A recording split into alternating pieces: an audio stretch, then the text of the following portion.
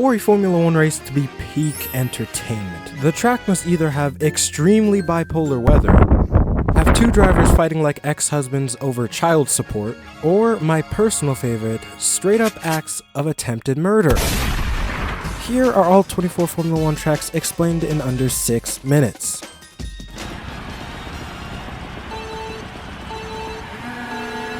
Now, Albert Park has 13 turns and 2 DRS, which you would think would make it one of the easier tracks to overtake on, but no, as Georgie here had the pleasure to find out all on his own. A lack of overtaking opportunities equates to the only realistic overtaking spots being turns 1, 3, and 11, unless your name is Oscar Pastry.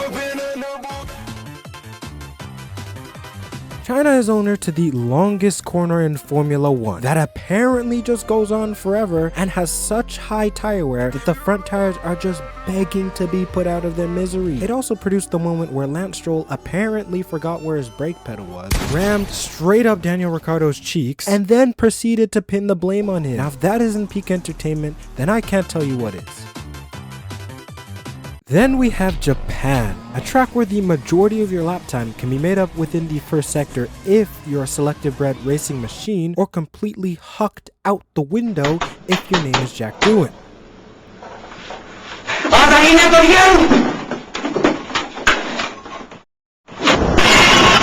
But in all seriousness though, the track flows incredibly well and is really satisfying to watch the cars drive by. Bahrain is home to many moments, including, but definitely not limited to, when Romain Grosjean walked out of the pits of hell almost unscathed after being pummeled into the barriers back in 2020, and in 2022 it gave us the most epic battle between Charles and Max before Max's car ultimately decided it was going to shit itself. Up next is Saudi Arabia, which in my opinion is the Mario Kart equivalent to a Formula 1 track, which means we get high stakes qualifying with a side of mediocre racing. Now, when it comes to the Miami Grand Prix, I personally believe that it does not deserve its extended contract. And that's mainly due to how lackluster the racing can be, although I think we can all imagine the real reason as to why it was extended.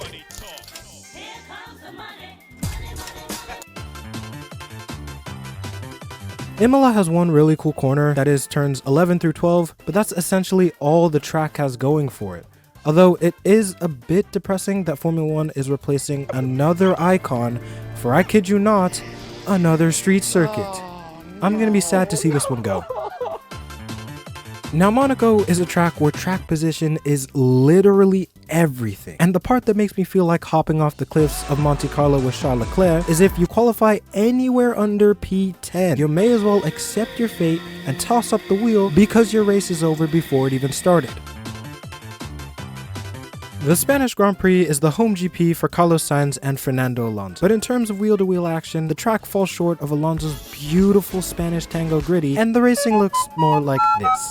The Jacques Villeneuve circuit in Canada is most notably known for the Wall of Champions, which has caught a couple drivers with their pants down. And topped with the occasional roaming groundhog, can really spice up a boring race.